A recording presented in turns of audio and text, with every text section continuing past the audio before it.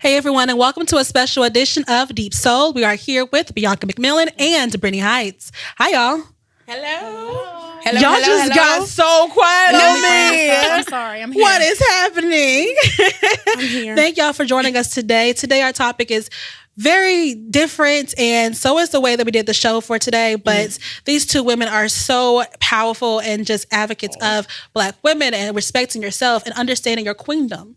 Right? Your queendom. Yes. So I want to first ask y'all, what does it mean to be a Black woman to you? Anybody can answer first. Go ahead, Brittany. I would say, first and foremost, just accepting who you are, loving yourself, loving the skin that you're in, being strong. I think that it just comes natural for many of us because we've had to be strong. And so also just trusting the God in you to push through whatever life brings at you. Yes. Okay. Yes. Okay. Pretty much what she said, but no, to me, being a Black woman is self-love, confidence, strong, independence. Being a Black woman is, I would say it's a struggle, but I don't ever put it past that we cannot handle whatever comes our way. You know, because it's in us. We're born with it. We are born with it. So being a Black woman is everything to me. Oh, that's just powerful right there. Come on. No, we love that. We love that. Now, do you feel like there's a certain standard for Black women that we have to fit to or the media gives us? What do you feel about that? I would say yes. We have a high standard to that people look up to because to me, I know they say in the household the male is the breadwinner and all that, but to me, the woman controls I wouldn't say control, but I got you. You know, like everything has to go through us to make sure it's right, make sure everything's gonna be okay, just with your kids, your family, anything. So, I don't know. Yeah, that's my view of it. Yeah, and I think, I don't know, the one way that, obviously I'm going to make things personal, I always do, because my experience is going to be different from the next Black woman. Like, all of our experience is different, even though we're all Black. I know for me, I've always considered like that mother.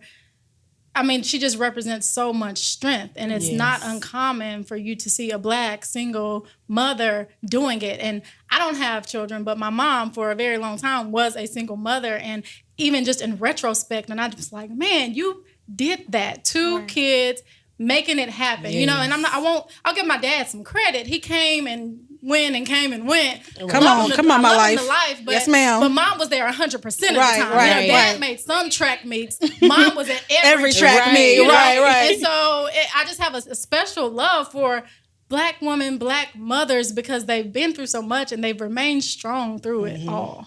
That's perfectly said. And I feel like when it comes to that example, like I'm the same way. My mother, she did it all. My dad, but my mother, she was the one that was owning it, taking care of us and everything. So if we have this certain degree of standard that we to look at, why do we not follow that?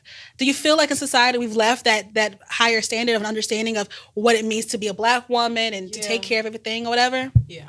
I think social media has a lot to do with that. That's really all I have to say about that. But I don't know. It's women that's out there in the world that it's a lot of women that are not good role models, I would say.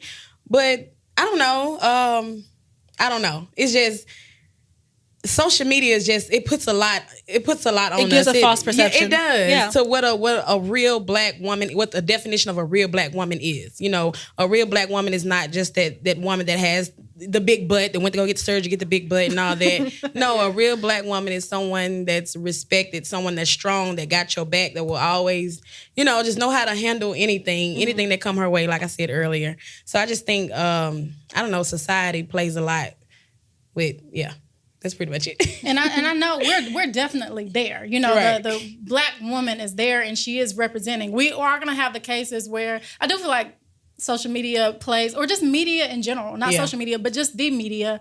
They have a way of highlighting the, the figure of a woman or other characteristics of the woman beyond just her intellect or her gifting. Yeah. Or, you know, they highlight other things. And I do think that they do such a good job that sometimes young girls, they are moved by that. They are moved by the twerking. Like, because they make it marketing. It looks so cool. It looks cool. I want to be a part of that. Apparently, guys look at that. They like that. So I don't want to go to the library and study because that doesn't make me look cool. You know, I don't want to wear that top because, you know, I'm not going to get any attention if I'm not going to show a little bit because they see, you know, whatever guys in their life, they see how guys are quick to be like, oh man, look at that. And to some degree, that's desire. You know, every woman wants to be wanted. And so if the media shows that particular woman as the wanted woman and a young lady does not have someone to say, that ain't the kind of attention that you want, then they're going to follow that path. And so I definitely appreciate the women that are out there saying that that's not the attention that you want. You know, you can be known for something a little more than that. And I appreciate the men that have no longer made that acceptable. Like, there are a lot of men that's just like, if all you bring to the table is how you look, that's not enough. That's not enough. God for those kind of men because it raises the standard and forces a woman to want to bring more to the table than her looks. No, you're absolutely right. And I think that... And I think that Bianca, in your t-shirt line coming out, you make sure it's known that you have to love yourself and the skin that you're in. And Brittany, you teach young girls that. But I want to start back with Bianca. You about your t-shirt line, and you talk about how it's okay to be a different size. There's not one size for a woman or for a Black woman. There's just you. Right. So tell us about your t-shirt line and all of that. So the idea of the t-shirt line I came up with, it's called I Can Do It Too. So I, experienced some things where I would wear a certain outfit, say a short dress, and I'll walk past a crowd and they'll look and be like, what she got on that? And then someone smaller than me will walk past and they'll praise her. They're like, oh my gosh, she's cute. I'm like, well, in my mind, I can do it too. If she got on a short dress, well, I can't do it. I want women, all ages, actually, little girls, women. Hell, excuse me, men too. You're fine. I want them to feel that they can do it. And if you see someone that's doing that, I want you to feel that you can do it too, no matter your size, your color, your religion, all that. I want women for certain to know that they can do it too, no matter what the other woman has on or whatever she's doing. It can be anything, her career, anything. If she modeling, hey, you can model too, no matter your size, how you look. It's just, self-love and confidence. I have not always been this confident. I will say that. But I had to learn to love myself for who I am. I had to accept myself for who I am. So I can do it too. No, that's perfect. And I want my t-shirt, okay? Right, I got you. Brittany, as we're about to close out on this section, I want you to answer that with the same question. You talk about, I met you through church and mentoring young girls. So it's important for you to also, you teach these young girls to love themselves and all of that. Go into that a little bit more, okay?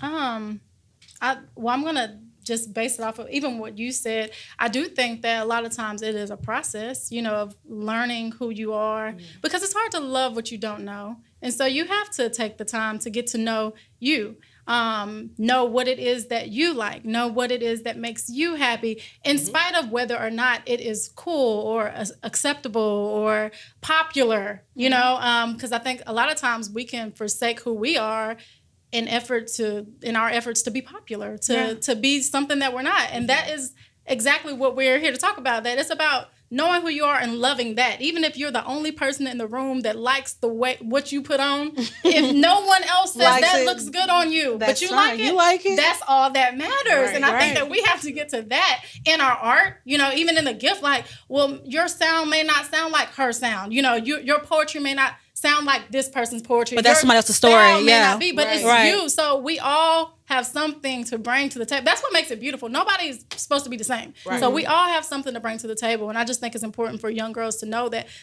they do too. They can do it too, but they can be themselves too. And so all right. So with that being said, I love that, and we're gonna break that at that table. So audience, hope y'all enjoyed that. We'll be right back for part 2 of Deep Soul.